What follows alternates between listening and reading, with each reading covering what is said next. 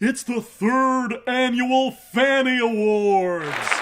And now, here's your host, Andrew Fantasia. Hey guys, guess what? It's day 7. It's day 7 of the Fannies. We're very close to the end. We have 4 more movies left in the countdown, and we have 3 special FANNIE Awards left to give out. So stop looking at my gorgeous face and my semi-gorgeous tie, and let's get right to the chase. What was my number 4 film of the year? I want to call your attention to something. You can't see it, but there's a camera right there, and it's looking right at me. And through the camera, I can look right at you. I've only very recently figured out how it works, how microphones work. I still don't know how lighting works. It's a very tricky process with a lot of moving parts. So at the end of the day, I have come to respect that art and all of its moving parts in a way that I didn't really understand before. So that is why I absolutely was enamored with film number 4, The Disaster Artist.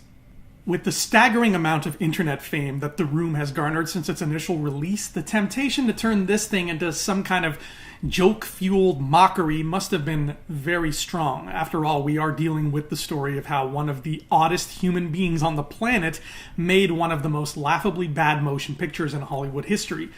But The Disaster Artist never stoops to the lowest common denominator. The story of Tommy Wiseau and his ill-fated attempt at filmmaking is almost too unbelievable to be true, and there was no way a 2-hour movie was going to be able to cover every detail. Thus, The Disaster Artist becomes a kind of greatest hits compilation of the true stories passed down by Tommy's best friend and Room co-star, Greg Sestero. Since Greg spends most of the movie being extremely irritated with and eventually furious at Tommy Wiseau, this biopic could have stuck to an extremely biased point of view. But what I ended up loving so much about it was that right from minute 1, The Disaster Artist understands that it doesn't exist just as a mockery of someone with a strange accent. It exists as an often funny, often touching anecdote about a genuine human being who poured his heart and soul into a genuine artistic endeavor. Yes, Tommy was a grossly inept filmmaker, and yes, he often could be tyrannical or even cruel to his cast and crew.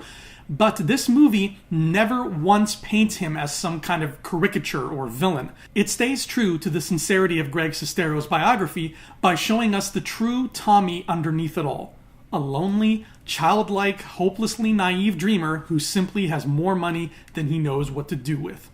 And James Franco plays him with unsurpassed skill. Speaking as someone who has also recently undertaken a filmmaking project where I'm in charge of way more aspects than I have any right to be, I empathize with this man.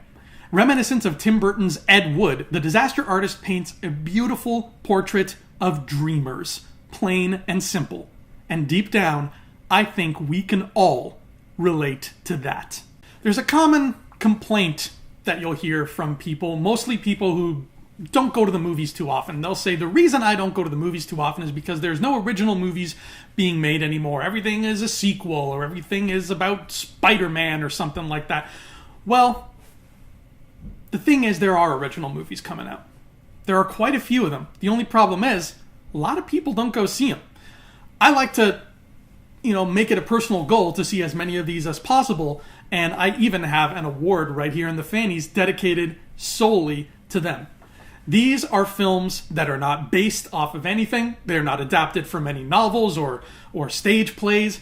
They're not sequels or prequels or threequels or midquels or flashbacks or anything like that.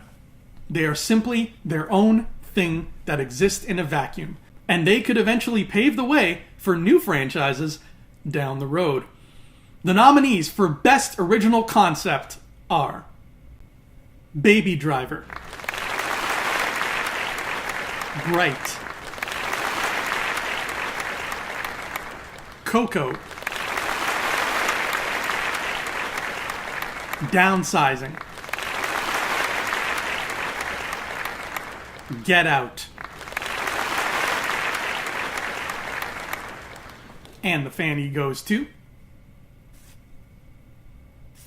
Downsizing. Alexander Payne's newest movie definitely has its flaws. Despite it winning this award, I believe the film itself doesn't even come close to taking full advantage of such a unique and fun concept. But regardless of how I feel about the actual movie, the concept is what's important here. And quite simply, this one is sheer genius. The idea of shrinking people down until they're about the size of an average cell phone in order to reduce the consumption of natural resources not only makes for amazing storytelling possibilities, it also makes absolute sense from a real-world environmental standpoint. If this kind of technology existed in real life, you can bet your ass that it would be put to the very same use. And it's also a sure bet that real estate magnates and car companies would take full advantage of this new fad with things like micro-communities and miniature smart cars. Downsizing left me itching to spend more time in this world. I want to learn more about how its economy works. I want to know more about how little people interact with big people and big things. I want to know if the micro-communities have their own pockets of corruption or crime. I want to see examples of how their stature could potentially land them in some dangerous situations. I could seriously go for a whole Netflix series set in the world of downsizing, or at the very least, one really nifty Black Mirror episode. The amount of storytelling potential this simple film gave us is nothing short of staggering. This is like a giant bucket full of Legos, ready to be cobbled together into interesting shapes. I only hope Payne or someone else acknowledges this in the future, because this is an original concept too big to stay small. Folks, that has been day 7, which means that starting tomorrow, we are on the top 3 films of the year.